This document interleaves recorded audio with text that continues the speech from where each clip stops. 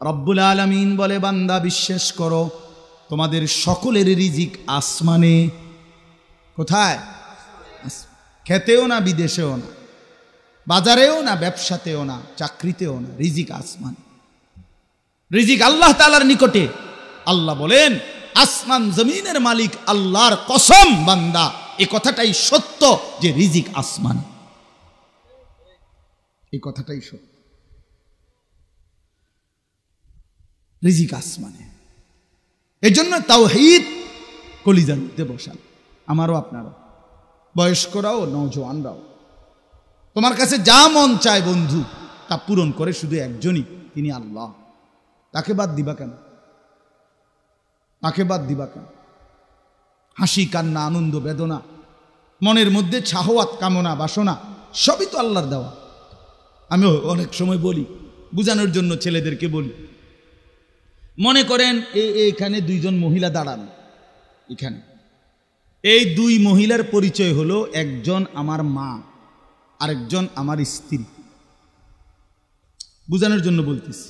তো দুইজনই মহিলা, শরীরের গঠন অঙ্গ প্রত্যঙ্গ বরাবর, কিন্তু আমি 1 মিনিটের মধ্যে, মনে করেন বা 2 মিনিটের মধ্যে, প্রথম মিনিটে মার দিকে তাকাইলে আমার দিলের যে হালাত হয়, 30 সেকেন্ডের মাথার যদি স্ত্রীর দিকে তাকাই তো আমার দিলের হালাত ভিন্ন হয়।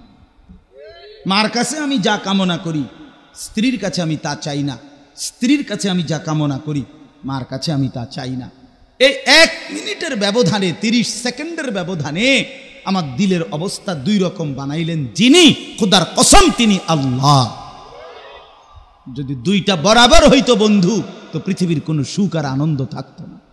যদি দোনোজনরে মা মনে হইতো তাইলেও মুসিবত হইতো, যদি দোনোজনরে স্ত্রী মনে হইতো তাইলেও মুসিবত হইতো। বুঝেন নাই কথাটা? তো তাহলে প্রতি মিনিটের মনের কামনা বাসনা চাহিদা অবস্থার পরিবর্তন, হালাত আল্লাহ তাআলা পরিবর্তন করে। আল্লাহ পরিবর্তন। সেই আল্লাহকে ভুলে গেলা বন্ধু, তাকে কেন ভুলে গেলা? ইয়া আইয়ুহাল ইনসান মা গাররাকা বিরাব্বিকাল কারীম। রব্বুল আলামিন ডাক দিয়ে বলেন, হে মানুষ, আমার মতো দয়ালু মেহেরবান মুনিব, আমার মতো দয়ালু মেহেরবান মালিককে ছেড়ে দেওয়ার জন্য কে তোমারে ধোঁকা দিল? কার ধোঁকায় পড়ে আমার মতো দয়ালু মালিককে তুমি ছেড়ে দিলে বান্দা? কার কে ধোঁকা দিল? যে বন্ধুর ফাঁদে পড়ে আসর পড়লা না, মাগরিবের নামাজ, এশার নামাজ পড়লা না, ওই দুষ্ট বন্ধু এই পর্যন্ত তোমারে কি কি দিল আর কি কি নিল। যেই নারীর ফাঁদে পড়ে আল্লাহকে ভুলে গেলা, সে তোমারে কি দিল আর আল্লাহ কি দিল। যেই মোবাইলের ফাঁদে পড়ে বন্ধু আল্লাহকে ছেড়ে দিলা, ফজর পড়লা না, এশাও পড়লা না, সারা রাত উলঙ্গ ছবি আর নর্তকী দেখলা, তো আল্লাহ তোমারে কি দিল আর মোবাইল তোমারে কি দিল? আল্লাহ কোরআনে বলেছেন, বান্দা মনে রেখো, আলাম ইয়ালাম বিআন্নাল্লাহা ইয়ারা, আমি কিন্তু সারাক্ষণ তোমাকে দেখি। কতক্ষণ? আবার বলেন, আবার বলেন, আল্লাযী ইয়ারাকা হিনা তাকুম। আল্লাহ বলে, বন্ধু নবী আমার, আপনি যখন নামাজের জন্য দাঁড়ান, আমি আল্লাহ সচক্ষে সরাসরি আপনাকে দেখি। ওয়া তাকাল্লুবাকা ফিস সাজিদিন। আল্লাহ বলেন, বন্ধু আপনি যখন আমার নামাজি বান্দাদের সাথে রুকু দেন, সেজদা দেন, আমি সরাসরি আপনাকে দেখতে থাকি। আল্লাহ বলে, বান্দা প্রতি হালাত মানলেও তোমারে আমি দেখি, না মানলেও তোমারে কিন্তু আমি দেখি। তুমি আমি আল্লাহর আড়াল থেকে 1 সেকেন্ডের জন্য অন্যত্র যাইতে পারবা না। সম্ভব কি? কথা বলে। আল্লাহ আমাদেরকে বুঝার তৌফিক দান করে। তাওহীদ বড় সম্পদ।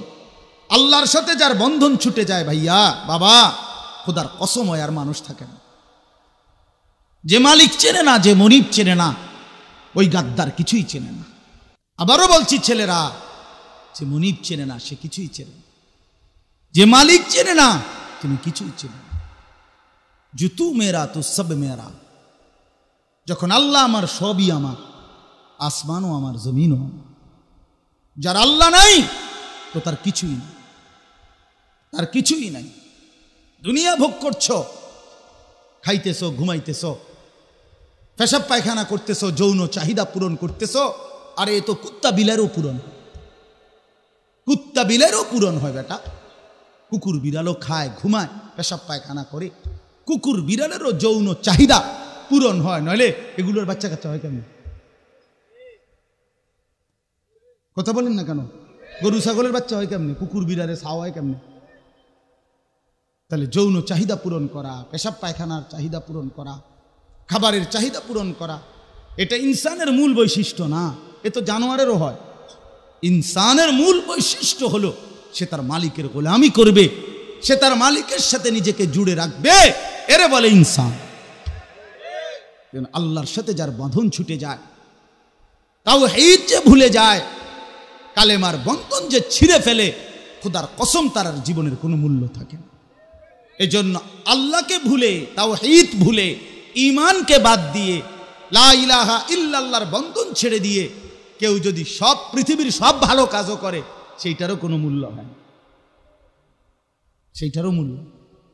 কোরআন শরীফে আছে, আল্লাহ বলছে ইলাইহি ইয়াসআদুল কালিমুত তাইয়্যিব, আল্লাহর কাছে প্রথম ঈমানের কালেমা পৌঁছে, ওয়াল আমালুস সালিহু ইয়ারফাউহু, এরপরে যাবতীয় নেক আমল ওই ঈমানের কালেমাটাকে আরো ঊর্ধ্বে তুলতে থাকে। মানে আগে ঈমান জমা দাও, এরপরে সেজদা, নামাজ, রোজা, হজ, যাকাত, জিকির, তেলাওয়াত এগুলো পাঠাও, ঈমান বাড়বে, তোমার মর্যাদাও বাড়বে। এই জন্য আমরা ইনশাআল্লাহ তাওহীদ, আল্লাহর সাথে বন্ধন, এটা জোরালো করা দরকার, জোরালো করা দরকার। নওজোয়ানরা, আল্লাহর দোহাই ভাই আমার, জিন্দিগি বরবাদ করো না। রাত বেশি হয়ে গেছে দেখে আমি লম্বা করতে চাচ্ছি না। জিন্দিগি নষ্ট করো না ভাই আমার, জীবন নষ্ট করো না। এই জীবনে অনেক ছেলের, এখানে তো বসা অনেক ছেলের চেহারার দিকে তাকাইলে মনে হয়, বোঝা যাচ্ছে ভাইয়া নামাজ পড়ো না, নামাজ পড়ো না। তুমি মনে করলে আর কি হাসি দিয়া উড়াইয়া দিলা, তুমি হয়তো বললে আর কি যে এরকম বলেই হুজুররা। আমি সেদিনও ভাবছি, অনেক দিন আমার কলিজার মধ্যে একটা বড় ভাবনা যে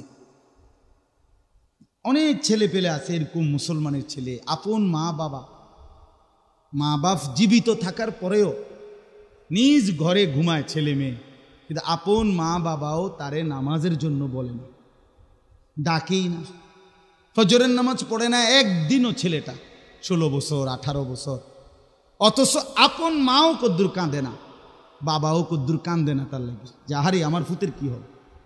ওই যে এক ওয়াক্ত নামাজ পড়ে না, কদ্দুর ডাকে না, চিল্লায় না, মা বাপ আফসোসও করে না। এরম হইল কা ছেলেটার ভবিষ্যৎ জীবনটা এমন হইল কা, এত বড় বদনসিব হইল কেন যে আপন মা বাপ এই সন্তানটার নামাজের ফিকির করে না, এই ছেলেটা এত বড় মন্দ কপাল হলো কেন? আমার মনে হইছে হাদিসের মধ্যে আছে, আল্লাহর নজর থেকে যে সরে যায়, গোটা মাখলুকের নজর থেকেও সে সরে যায়। অর্থাৎ নামাজ না পড়তে পড়তে, অসভ্যতা করতে করতে, চরিত্রহীনতায় ডুবতে ডুবতে তোর উপরে আল্লাহর এত বড় লানত পড়ছে যে আর তোর মাও তোরে আর ডাকে না, তোর বাপও তোরে ডাকে না, তোর উরফে খোদার গজব পড়ছে। মূলত আল্লাহর গজব পড়ছে তোর উপরে, আল্লাহর গজব লানত পড়ছে। এই জন্য তোরে আর কেউ আল্লাহর দিকে ডাকে না, ইমানের দিকে ডাকে না, তোরে আর কেউ নামাজের দিকে ডাকে না। তোর জন্য কারো কলিজার মধ্যে কদুর ব্যথা জাগে না যে হায় এ তো মুসলমানের বাচ্চা। চিন্তা করে দেখেন ছেলেরা, তোমরাও দেখো মিয়া, অনেক ছেলে আছো তোমরা যাদেরকে কেউ ডাকে না, হ্যাঁ সারাদিন মোবাইল টিপে, সারাদিন মানুষের বেড়ি দেখে, নর্তকী দেখে, নাচ গান দেখে, গান বাদ্য, বন্ধুদের আড্ডা, মাস্তানি, চাঁদাবাজি, মদ, জুয়া, নেশা, মাতলামি, কেউ ডাকে না। কেন এমন হইল কেন? বুঝেন না আমার কথা? এমন হইল কেন? এত বড় দুর্ভাগ্য কেন তোমার? তোমার উপরে আল্লাহর লানত পড়ছে, তোমার উপরে খোদার গজব পড়ছে, আল্লাহ বেশি নারাজ হয়ে গেছে তোমার উপরে। ওয়ালা তাকুনু কাল্লাযীনা নাসুল্লাহ ফাআনসাহুম আনফুসাহুম। আমার শায়েখ আল্লামা মুফতি মুশতাকুন নবী সাহেব এই আয়াত খুব পড়ে। এই এখন যেটা পড়লাম, হুজুর বলে কোরআন শরীফে আল্লাহ তাআলার সবচেয়ে বড় ধমক এই আয়াত, সূরা হাশরের আয়াত। আল্লাহ পাক এই শাস্তি দিবে, ওই শাস্তি দিবে, তোর মাইরেলামু দৌড়ালামু, এইটা তো একটা বিষয়। এটা তো কাউকে কেউ যদি অন্যায় করে, অপরাধ করে, তারে যদি আইসা শাস্তি দেয়, মারে, থাপ্পড় দেয়, সম্ভাবনা আছে সে ওই মন্দ রাস্তার থেকে ফিরে আসবে, ঠিকই না বলেন না? কিন্তু আল্লাহ বলেন, বান্দা আমাকে এই পরিমাণ ভুলে যেও না যে একদিন আমি যদি সিদ্ধান্ত নেই এরকম যে তোমার থেকে ভুলাইয়া দেব, আর কোনোদিন তোমার মুসলমান পরিচয়, আখেরাত, পরকাল, কবর, হাসর, এইটাই আর তোমার কোনোদিন মনে পড়বে না, কেউ তোমারে আর ডাকবে না, আমি আল্লাহ তোমারে আর ফেরাবো না, এমনটা হইও না বান্দা, তাইলে তুমি পুরাপুরি জাহান্নামের নিকৃষ্ট ঠিকানায় পড়ে যাবে। আপনারা আমি উদাহরণ দিয়া বুঝাই। মনে করেন আমার ছোট ভাই ওই অন্যায়ের রাস্তা, ভুল পথে যাচ্ছে, ভুল রাস্তায় গেল, তা আমি তারে ডাক দিয়া দইরাই না থাপড়াইলাম, মারলাম, ধরলাম, এরপরে বললাম আর কোনোদিন ওই দিকে যাবা না, চলো মসজিদের দিকে। তো এবার যদিও সাময়িক এই কিল ঘুষি থাপ্পরে তার কষ্ট হয়েছে, কিন্তু সে তো মন্দ রাস্তার থেকে ফিরে চলে আসছে, ঠিক কি না বলেন? আরেকটা হইল আমি তার প্রতি এই পরিমাণ রাগ করলাম, যা নাফরমান, তুই যেখানে মন চায় সেখানে যা, তোরে আর কোনোদিন আমি ডাকবো না, বলবো না, তোর দিকে আর ফিরেও চাইতাম না। আচ্ছা বলেন, তারা তো একটা থাপ্পড়ও দিলাম না, কিন্তু ওই সময় থাপ্পড় দিছি, এখন দিলাম না, এটা তার জন্য কত বড় মুসিবত বলে?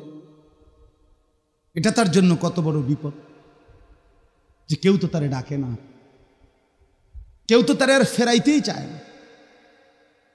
এই জন্য ভাই আল্লাহকে ছাড়তে নাই, আল্লাহকে ছাড়তে নাই, আল্লাহকে ভুলতে নাই। নিজের মালিককে ভুললে আর মানুষ হয় না। আল্লাহ আমাদেরকে বোঝার তৌফিক দান। 2 নম্বর বিষয় হলো রিসালাত। রিসালাত কি?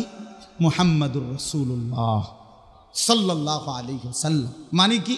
মানে হলো আল্লাহ তাআলা আমাদেরকে আমাদের জন্ম থেকে নিয়ে মৃত্যু পর্যন্ত আমাদের জীবনের সমস্ত কর্মকাণ্ড, একেবারে ছোট থেকে ছোট, পেশাব, পায়খানা, অজু, গোসল, আহার, নিদ্রা, হাঁটা, চলা, রাত, দিন, সকাল, দুপুর, ঘর, পরিবার, স্ত্রী, সন্তান, সংসার, বাজার, ব্যবসা, আয়, রোজগার, উপার্জন, সমস্ত কিছু আমাদেরকে আল্লাহ তাআলা আমাদের জন্য রাসূলুল্লাহ সাল্লাল্লাহু আলাইহি সাল্লামকে পাঠিয়েছেন এবং আমাদেরকে বলেছেন, আমার এই বন্ধুকে তোমরা অনুসরণ করো, তোমাদের জীবনের প্রত্যেকটা বিষয়ে নিশ্চিত তোমরা আমার মহব্বত পাইবা, আমার জান্নাত পাইয়া যাবে। এই জন্য আমরা মুসলমান হিসাবে জান্নাতে যাওয়ার দ্বিতীয় আর কোনো অপশন নাই। বিশ্বাস করেন, আপনারা নিজেদেরকে বুদ্ধিমান ভাববেন। আমনেরে কেউ হয়তো বলছে যে আপনি মসজিদে টাকা 10,000 দেন, আপনি বেহেশতি না, এটা একটা নেক আমল। আপনি নামাজ পড়ছেন, এটা একটা নেক আমল। রোজা রাখছেন, এটা একটা নেক আমল। কিন্তু একজন মুসলমান জান্নাতি হইতে হইলে তাকে রাসূলুল্লাহ সাল্লাল্লাহু আলাইহি ওয়াসাল্লামের পূর্ণ অনুসরণ জীবনের সব ব্যাপারে করতে হবে। এটাই জরুরি, এটাই জরুরি। আপনার চেহারা, সুরত, চুল, দাড়ি, টুপি, লেবাস, পোশাক, আচরণ, উচ্চারণ, বয়, সবটাই নবীজি সাল্লাল্লাহু আলাইহি সাল্লামের অনুসরণ করতে হবে। এটা আল্লাহ তাআলা আমাদেরকে জিম্মাদারি দিয়েছে। কোরআনুল কারীমের মধ্যে আল্লাহ তাআলা অগণিত আয়াতে নবীজির কথা, অনুসরণের কথা আল্লাহ বলছে। আপনি যদি বলেন আমি খেয়াল করি নাই, বুঝি নাই, আমি বিষয়টা এতটা গভীরভাবে দেখি নাই, খোদার কসম এই সমস্ত কথা বললে হাসরের ময়দানে হবে না।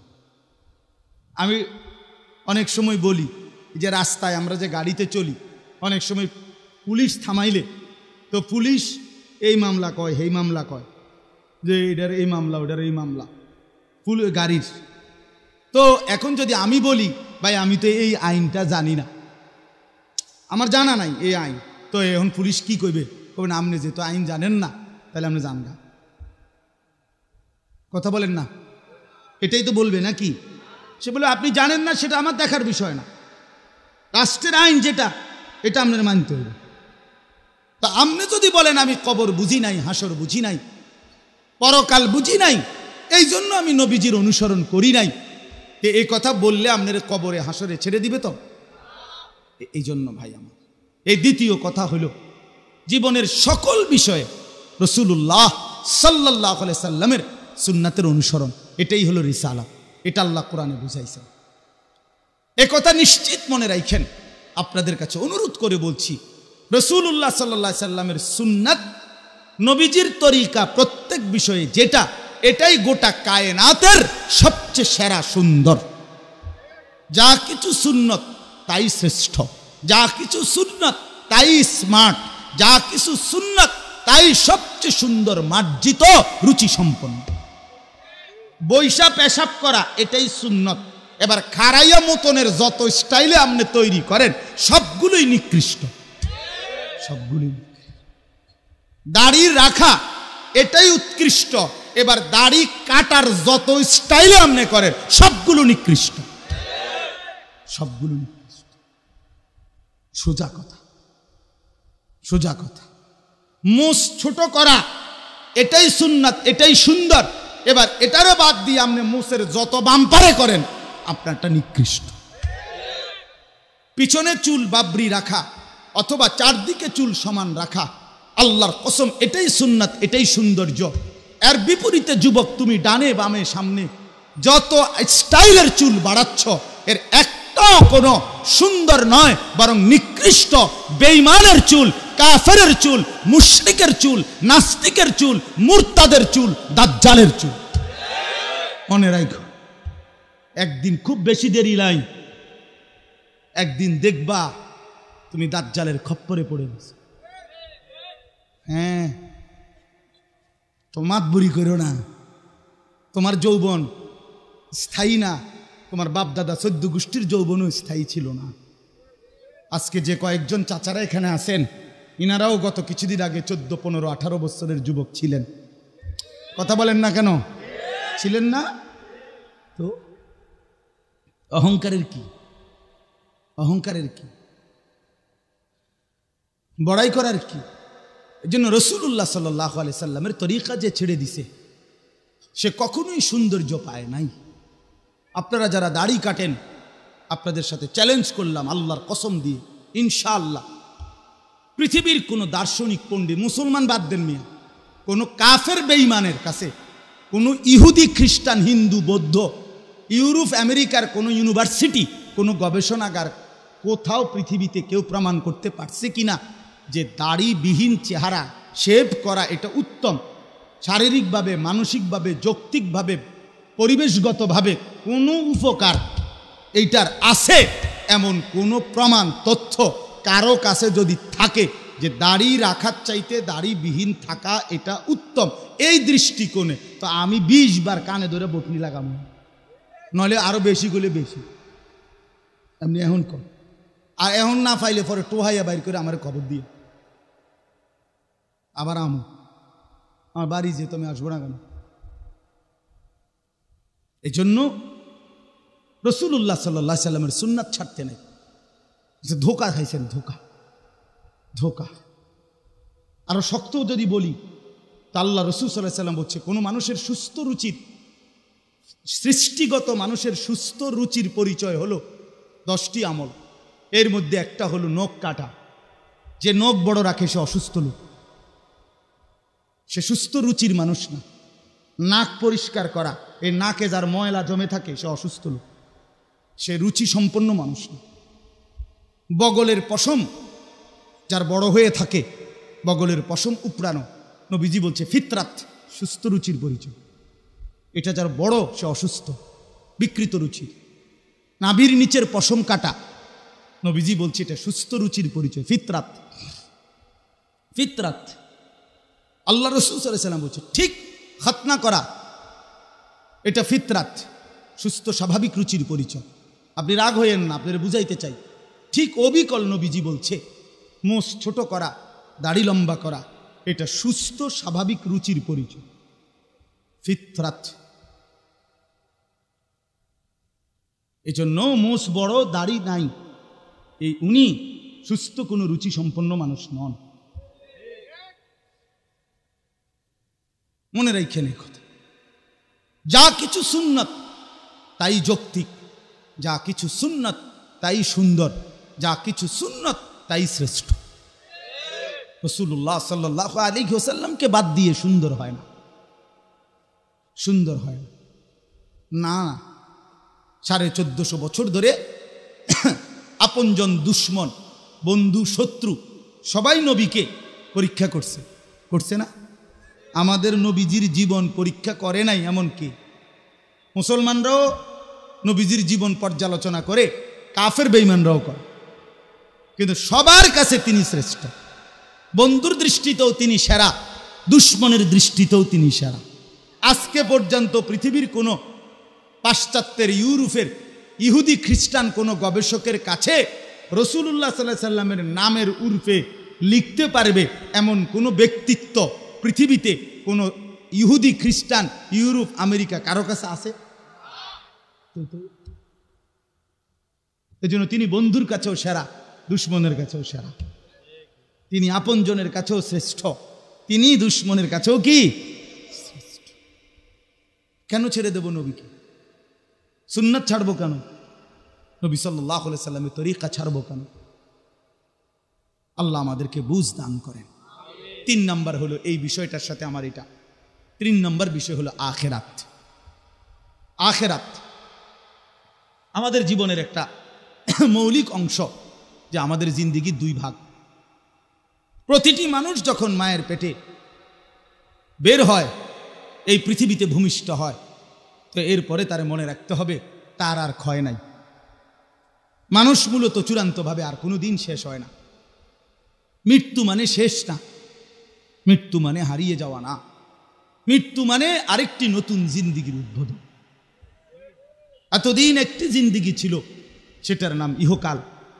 আজকে মৃত্যুর মাধ্যমে, জান কবজের মাধ্যমে একটি নতুন জিন্দেগির শুরু, আখিরাতের জীবন, আখিরাত। তাহলে অতএব এটা একটা গুরুত্বপূর্ণ কথা মনে রাখবেন, মানুষের কোনো শেষ নাই। বুঝেন নাই কথাটা? এই যে একটা মানুষ মার পেট থেকে বের হওয়ার পর তার আর কোনো শেষ নাই। সে মৃত্যুবরণ করছে না, মৃত্যুবরণে না করছে, ইন্তেকাল করছে, স্থানান্তর হয়েছে। মানুষ এরপরে কেবল স্থানান্তর হয়। ছিল বাচ্চা, স্থানান্তর হয়ে এখন কিশোর, তরুণ, যুবক, বৃদ্ধ, কবর, হাসরের মাঠ, হ্যাঁ, মিজানের পাল্লার ওজন, ফুলসেরাত, জান্নাত, জাহান্নাম। শেষ হইল কই? কথা বল, জান্নাতে গিয়ে শেষ, জাহান্নামে গিয়ে শেষ। খালিদিনা ফিহা আবাদা। আল্লাহ বলছে জান্নাতও চিরস্থায়ী, জাহান্নামেও চিরস্থায়ী। কথা বলে না? তাইলে শেষ হবে কোন দিন মানুষ? কথা বলেন। শেষ নাই বন্ধু, শেষ নেই। স্থানান্তর হয়, স্থানান্তর, ইন্তেকাল কয়। এই জন্য মৃত্যুকে কি কয়? তিনি ইন্তেকাল করিয়াছেন, মানে তিনি এখান থেকে স্থানান্তর করে আখিরাতের জিন্দেগিতে গিয়েছেন। এই জন্য আখিরাত, পরকাল, মৃত্যু, কবর, হাসরের ময়দান, আমলনামা গ্রহণ, এরপরে আল্লাহ পাকের মুখোমুখি হওয়া, মিজানের পাল্লার মধ্যে নিজের আমলনামা ওজনের জন্য দেওয়া, ফুলসেরাত পার হওয়া, জান্নাত কিংবা জাহান্নামে যাওয়া, এই কয়েকটা ধাপ প্রত্যেককেই পার করতে হবে। নেককার হোক আর নাফরমান হোক, নবী হোক আর সাধারণ কি হোক, বান্দা হোক। কথা বুঝছেন না? এই জন্য বাপ, এই আমাদের জীবনের এই তৃতীয় গুরুত্বপূর্ণ বিষয়, আমাদের নামাজ, রোজা, হজ, যাকাত, জিকির, তেলাওয়াত, হালাল, হারাম, জায়েজ, না জায়েজ, আমাদের জীবনের সমস্ত কিছু এইটার উপরে যেমন একটা কাপড় দিয়া ঢাইকা রাখছে, সেটা হলো আখিরাত।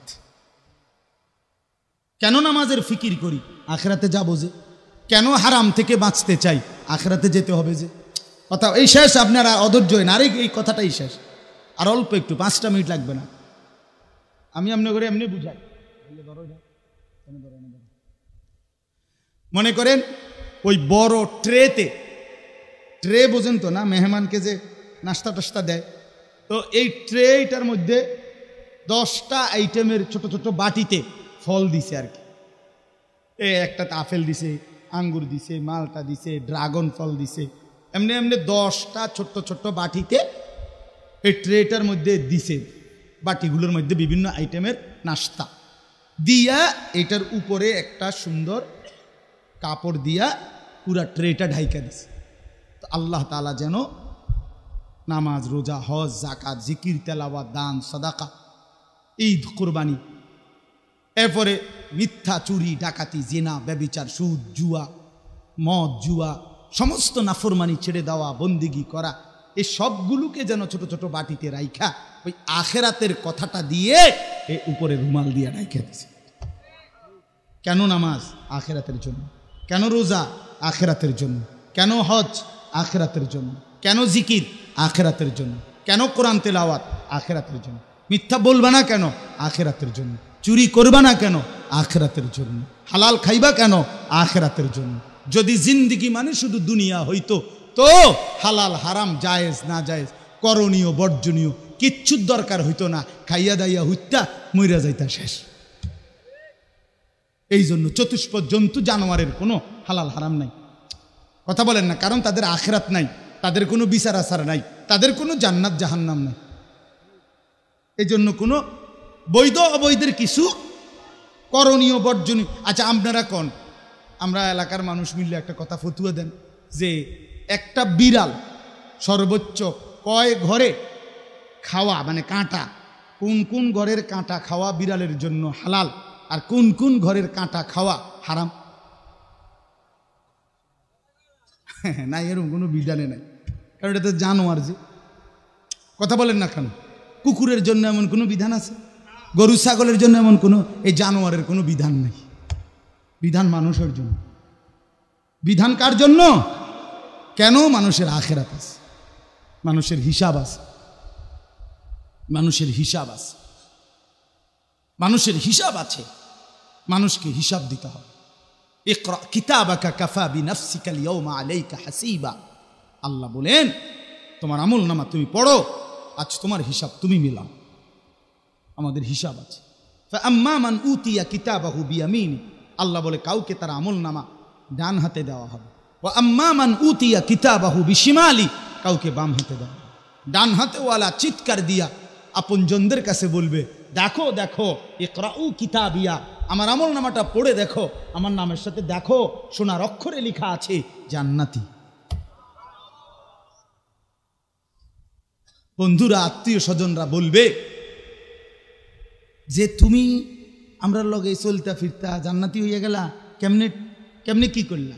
এই তখন নেককার বান্দা বলবে, ইন্নী যানানতু আন্নী মুলাকিন হিসাবিয়া, ইয়া চলতাম তোমাদের সাথেই, কিন্তু আমি ভিতরে ভিতরে কথা বিশ্বাস রাখতাম হাসরের ময়দান হবে। এজন্য তুমি আমার বাজারে দেখছো, কিন্তু আমি এর ফাঁকি দিয়েই মসজিদে জামাতে নামাজ পড়ছি। তুমি টের করছো না? আরে তুমি তো মোবাইলে টিপছ, আমি নামাজ পড়ছি, আমি জানতাম আখেরাত আছে, আমি জানতাম আখেরাত আছে। আর যার আমল নামা বাম হাতে দেয়া হবে, ওই নাফরমান চিৎকার করবে পাগলের মতো, হাসরের ময়দান দৌড়াবে। খোদার কসম, আল্লাহ তখন ফেরেশতাদেরকে বলবে, খুজুহু ফাগুল্লু, এই ফেরেশতা বেঈমানরে ধর, ধর, তারে ধর, বাঁধে, টাইট করে বাঁধে। ফাগুল্লু মানে হলো বাঁধে ফেল। সবচেয়ে ভয়ানক কথা হইল, তাফসীরের মধ্যে লিখছে, আল্লাহ যখন ফেরেশতাদেরকে বলবে নাফরমানকে বেঁধে ফেল, এই বান্দাটা দুনিয়ার যে রশি দিয়া বাঁধে এই বাঁধানা। তাফসীরের মধ্যে বিশ্বাস করেন লিখছে, ওই মানুষ যে অ্যাক্সিডেন্ট করলে সেলাই করে দেখছেন, কথা বল না, যে 3টা সেলাই লাগছে, 4টা সেলাই লাগছে, কয় না? তো এই সুই দিয়া গোশত সহ আপনার সুতা বাঁধে, ঠিক না? এরকম সেলাই করে করে এ তাফসীর আমি নিজে পড়ছি। হাসরের ময়দানে আল্লাহ তাআলা ফেরেশতাদেরকে বলবেন, আর ফেরেশতারা এই গোশত হাড্ডি সহ রশি বাঁধিয়া দিয়া এরপরে নাফরমানকে বাঁধবে। চলো, তো এই জন্য ভাই আমার, আল্লাহ তাআলা বলেন, বান্দা বিশ্বাস করো, আখেরাত তোমার জীবনের পুঁজি, আখেরাতের বাঁধন, তোমাকে হিসাবের মুখোমুখি হতে হবে, আল্লাহর সামনে দাঁড়াইতে হবে। নিজের আমলনামা নিতে হবে, মিজানের পাল্লায় ওজন হবে, আমি আল্লাহর মুখোমুখি হইতে হবে, ফুলসিরাত পার হইতে হবে। এই কথাগুলো যদি তোমার দিলের মধ্যে থাকে তাহলে তোমার জিন্দেগি সুন্দর হবে।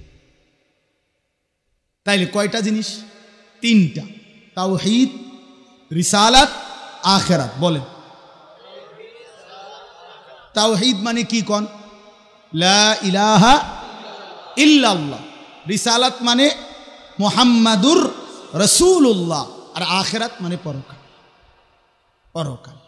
এই জন্য আমাদের মূল হিসাব, মূল হাসি, মূল কান্না আখিরাত। হাসবে বন্ধু, চূড়ান্ত হাসি আখিরাতে। কাঁদবে বন্ধু, চূড়ান্ত কান্না আখিরাতে। আখিরাতে দুনিয়া হাসলেও শেষ হয়ে যায়, কাঁদলেও শেষ হয়ে যায়। এখানে রোদ উঠলেও সন্ধ্যা হয়ে যায়, বৃষ্টি নামলেও সন্ধ্যা হয়ে যায়। এখানে বাসর রাতও ভোর হয়ে যায়, জেলখানার রাতও ভোর হয়ে যায়। এখানে সুখও শেষ হয়ে যায়, দুঃখও শেষ হয়ে যায়। ঠিক না বলে? এই জন্য দুনিয়াকে নিয়ে পড়ে থাকতে নেই। এই শেষ কথা হলো এটাই। আল্লাহ তাআলা বলছেন কাল্লা বাল তুহিব্বুনাল আজিলা। এই সূরা কিয়ামার 75 নম্বর সূরার 20 নম্বর আয়াতে আল্লাহ বলে, বান্দা আখিরাতের কথা এভাবে বললাম, তবুও তুমি আখিরাতকে কেন বুঝতেছ না? মূল কারণ হলো আর কিছুই নয়, তুমি আসলে দুনিয়াটাকেই ভালোবেসে ফেলেছ। তুহিব্বুনাল আজিলা, তুমি দুনিয়াটাকেই ভালোবাসা কিন্তু চোখে থাকে না, ভালোবাসা নাকে না, ভালোবাসা কলজায়। ভালোবাসা কোথায়? আরবিতে মহব্বত বলে মাইলানুল কলব ইলা শাই, কোনো জিনিসের প্রতি অন্তর ঝুঁকে পড়া, এইটারে কয় ভালোবাসা। তো ভালোবাসা মূলত কোথায়? হৃদয়ে, হৃদয়ে, হৃদয়ে। এই জন্য আল্লাহ তাআলা বলছেন, হায় বান্দা, তোমরা তো আসলে দুনিয়াকেই ভালোবেসে ফেলেছ। তুমি বুঝছো লাভ লোকসান, আয় উন্নতি, সফলতা ব্যর্থতা সব দুনিয়া, সব দুনিয়া। 90 বছরের চাচারও হালাত এটা, 16 বছরের যুবকের হালাত এটা, আমারও আপনারও। বুঝছি আমরা দুনিয়া, দুনিয়া। 90 বছরের বুড়া মিয়া এবড়া কয়, এবড়া এই 10 শতক জায়গা বেচবো কয়, তার চাচায় কিন্তু বেচে না। এই জমিয়ান যদি কিন্না বাড়ি খান কদ্দুর সাজাই দিয়ে যেতে পারতাম, এরপরে মরিয়া গেল আর দুঃখ থাকতো না। বয়স হয়ে গেছে 90, দুনিয়া। 80 বছরের বুড়া মিয়া, ওনার শেষ বয়সের স্বপ্ন, আহা নাতিগার বউগা যদি ছাইয়া যেতে পারতাম, আরে আর তো মনে টিকতাম না, হায়াত ফাইতাম না লাগে। এবার মরে না, নাতির বউ চাইতে বললে। আপনি মরতেন লইছেন, মরে না যাবেন, শুধু শুধু এনে বেহুদা বসে রয়েছেন কেন? আপনার যেহেতু কোনো কামে নাই, আপনি মরে না যাবেন না। ওটা মরতো না, ওটা নাতির বউ চাইয়া যাবে। কারণ উনি জানে, উনি বুঝছে সারা জীবনে কবরে প্রথম প্রশ্ন করবে ওনারে, আপনার নাতির বউর নাম কি? হ্যাঁ, এই যে দুনিয়া, 90 বছরের বুড়ার চাচার কলিজা থেকেও দুনিয়া গেল না। এ কেমন দুনিয়া, এ কেমন দুনিয়া, এ কেমন কলজার মধ্যে দুনিয়া বাইধা রাখলাম। হায় হায় হায়, সুদে টাকা নিয়া, কিস্তিতে টাকা নিয়া, হারাম টাকা নিয়া, জিফুত্রে খাওয়াইয়া পড়াইয়া, বাড়ি গদ দুয়ার বিদেশ সব ব্যবস্থা করে দিচ্ছে। কেন জানেন? পরিষ্কার বলে যে আমি থাকতে থাকতে যদি তো করে কদ্দুর লাইন ফাইন করে দিয়ে যাইতাম না পারি, আমি মরলে তোরা কেমনে চলবি না। আমনে মরলে চাচা তারা বইয়ে বইয়ে সিরা খাইব, আমনে মরলে আর পৃথিবীতে কোনো কাম গাছ সব বন্ধ হয়ে যাব। আমনি তো পৃথিবীর শেষ কামলা। হ্যাঁ, এই চাচাই শেষ কামলা পৃথিবীর। এরপরে আর পৃথিবীতে কোনো কাজকর্ম সব, অফিস আদালত ব্যাংক ব্যালেন্স মেল ফ্যাক্টরি সব বন্ধ দিয়ে লাগবে সব। কি বললেন এটা? কি বললেন? কি বুঝাইতে চাইলেন?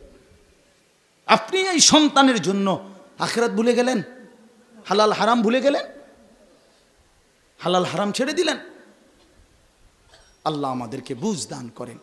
এজন্য আল্লাহ বলেন কাল্লা বাল তুহিব্বুনাল আজিলা, হায় বান্দা, আর কোনো কারণ নাই, তোমরা আসলে দুনিয়ারে কলিজাত বসায় লাইছো। হৃদয়ের মধ্যে দুনিয়া বসায় ফেলছে।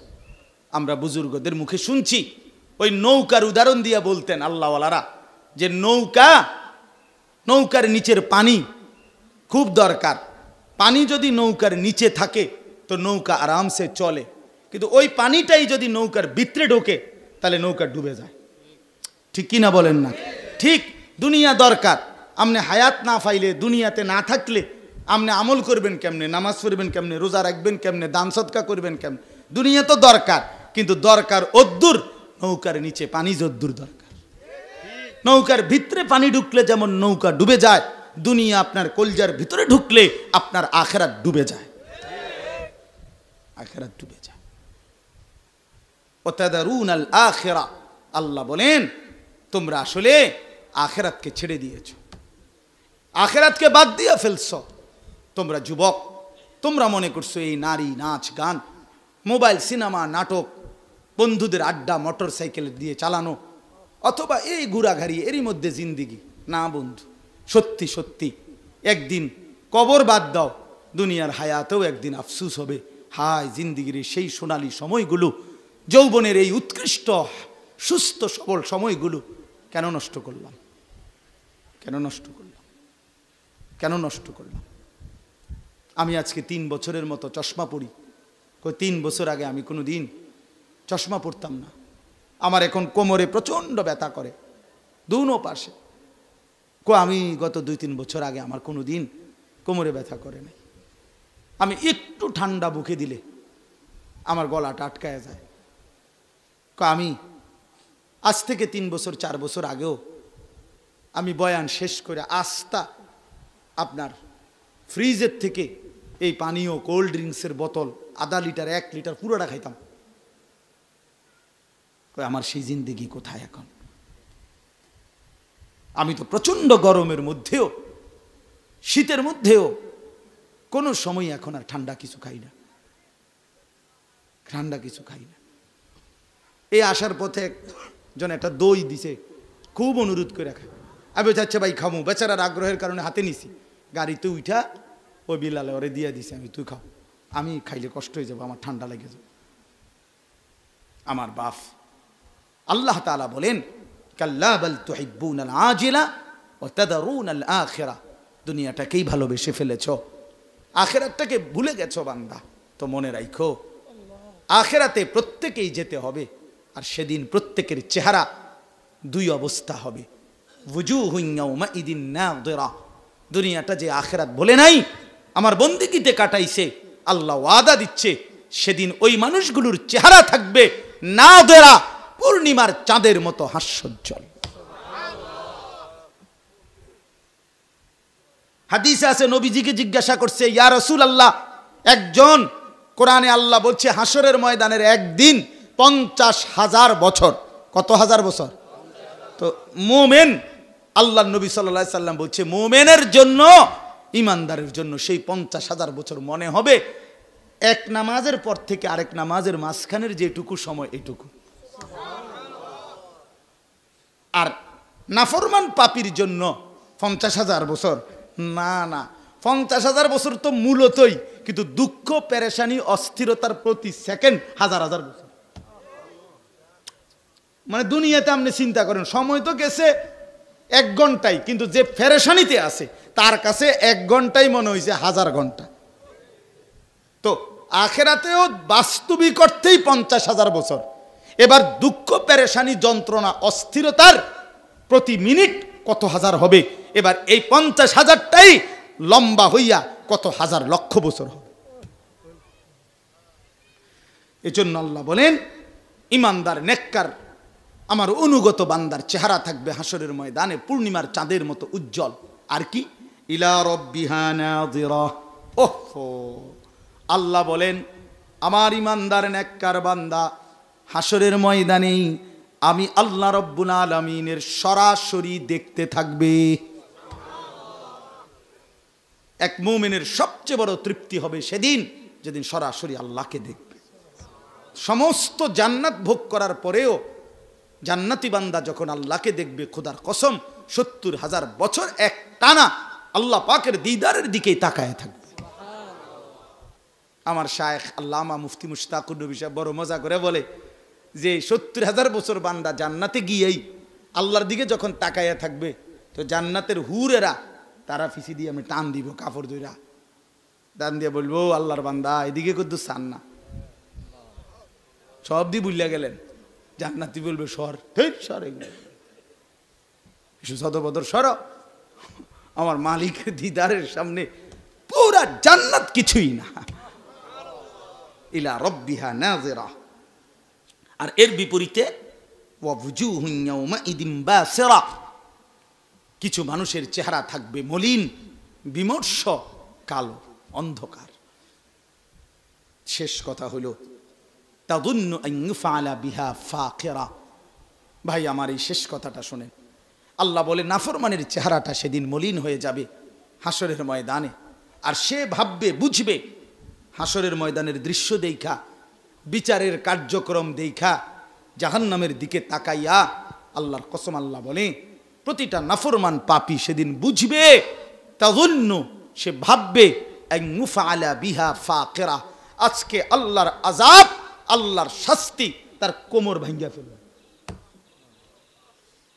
এই ফাকিরা শব্দের অর্থ ভাঙ্গা কোমর। তোরে এমন এক লাথি দিব ফেরেশতা, এক লাথির লগে তোর কোমর ভাঙ্গা যাবে, এক লাথির লগে। সেজদার জন্য, রুকুর জন্য কোমরটা ভাঙতে পারলি না, তো আল্লাহর ফেরেশতা লাথি দিয়া কোমর ভাঙ্গা ফেলবে। মনে রাখো, তাযুন্নু আন ইউফআলা বিহা ফাকিরা। এই শেষ আয়াত। আল্লাহ বলে নাফরমান সেদিন বুঝে ফেলবে, হায় আল্লাহর আযাব আজকে আমার কোমর ভেঙে ফেলবে, কোমর ভেঙে ফেলবে। বন্ধু আমার, এজন্য নামাজ পড়েন, হালাল পথে চলেন। যুবক ভাই, জিন্দেগি সুন্দর করো, আখিরাত বানাও। আখিরাত ভুলো না, আল্লাহকে ভুলো না, রাসূলুল্লাহ সাল্লাল্লাহু আলাইহি সাল্লামকে ভুলো না। আল্লাহ তাআলা আমাদের সবাইকে বুঝ দান করেন, ঈমানের উপরে থাকার তৌফিক দান করেন। আল্লাহ তাআলা আমাদের সবাইকে কবুল আর মঞ্জুর করে নেন। এই মাদ্রাসাটাকে আল্লাহ তাআলা ভরপুর কবুল করেন, আমিন আমিন। আগামী দিনেও আপনারা প্রত্যেকে মাদ্রাসার সাথে নিজেদের সহযোগিতা, আন্তরিকতা রাখবেন। মাদ্রাসা 3 জিনিস চায় আপনাদের কাছে: মুসলমানদের দোয়া, মুসলমানদের সন্তান, মুসলমানদের দান সাদাকা। যেই কোনো মুসলমান কোনো মাদ্রাসার সাথে যদি এই 3টা সম্পর্ক রাখে, দোয়া করে, সন্তান পড়তে দেয়, দান সাদাকা করে, আমার শায়েখ আল্লামা মুফতি মুশতাকুর নবী সাহেব বলে যে আশা করা যায় ইনশাআল্লাহ ওই ব্যক্তি মাদ্রাসাওয়ালা ওলামা তোলাবাদের সাথেই হাসরের ময়দানে দাঁড়াবে। সেদিন বুঝবেন ইনশাআল্লাহ। আল্লাহ তাআলা আমাদের সবাইকে মাদ্রাসার সাথে জুড়ে থাকবার তৌফিক দান করেন। যেটুকু সম্ভব হয় দান সাদাকা করবেন, নিজের সন্তান অন্যের সন্তান মাদ্রাসায় পড়তে দিবেন, আর খাস করে মাদ্রাসার জন্য দোয়া করবেন। আল্লাহ তাআলা আপনাদেরকে তৌফিক দান করেন, কবুল করে নেন। আমার শায়েখের মাদ্রাসা সুদর্ণপুরে 26শে অক্টোবর, এই মাসের শেষ শনিবার, ইসলাহি মাহফিল যাওয়ার চেষ্টা করবেন। আমার ছোট্ট মাদ্রাসা আছে কুমিল্লা ক্যান্টনমেন্ট, ময়নামতি সাহেবের বাজার। 450-র মতো ছাত্র আছে, 30 জন শিক্ষক কর্মচারী আছে। প্রতি মাসের দ্বিতীয় শনিবার মাসিক ইসলাহি মাহফিল হয়, সেখানেও কারো সুযোগ হইলে যাওয়ার চেষ্টা করবেন। আমি খুব চেষ্টা করতেছি, আমার বাড়ি যেখানে পেরিয়া ইউনিয়ন যুগি পুকুরিয়া গ্রাম, ওইখানে মাটি ফেলাইছি। আল্লাহ চাহে তো ইনশাআল্লাহ গ্রামে আমার বাড়িতে আমার বাবার কবর, দাদার কবরে, সেখানে ছোট একটা মসজিদ হয়েছে নতুন, তো এখন ইনশাআল্লাহ একটা মাদ্রাসাও ছোট্ট করার ইচ্ছা, মাটি ফেলাইছি। আল্লাহ যেন সেটাও তৌফিক দান করে। আল্লাহ তাআলা যেন আমার এলাকা, আমার জন্মভূমির প্রতিটা মানুষকে আল্লাহ তাআলা ঈমান আমলের দৌলত দান করে, আমিন। যুবক ভাই, তোমাদেরকে অনেক শক্ত কথা বললাম, হাসি দিয়া ঠাট্টা কইরা, বন্ধুদের একজন আরেকজনের ঠেলাঠেলি করে উড়াই দিও না, উড়াইয়া দিও না। শোনো ভাইয়া, আখেরাত মনে করাইবার কেউ নাই, পরকাল মনে করাই দেওয়ার কথা কেউ নাই। নষ্ট করে দেওয়ার মতো লোক আছে অনেক, তোমারে চরিত্রহীন বানায় দেওয়ার জন্য বহু পাবা, তোমারে আল্লাহর দিকে ফেরাবার মতো লোক কম। এজন্য ওলামায়ে কেরামের সাথে সম্পর্ক রাখলে বরকত হবে। যাদের সুযোগ হয় দাওয়াত ও তবলিগের মেহনতে ওলামায়ে কেরামের তত্ত্বাবধানে সময় দেবেন, আল্লাহওয়ালাদের খানকায় ইসলাহি মজলিসে যাওয়ার চেষ্টা করবেন, মাদ্রাসার সাথে সম্পর্ক রাখবেন। আল্লাহ তৌফিক দান করেন, আল্লাহ কবুল করেন। এরকম নতুন নতুন ইসলামিক ভিডিও পেতে আমাদের চ্যানেলটি সাবস্ক্রাইব করে আমাদের পাশে থাকুন। ধন্যবাদ।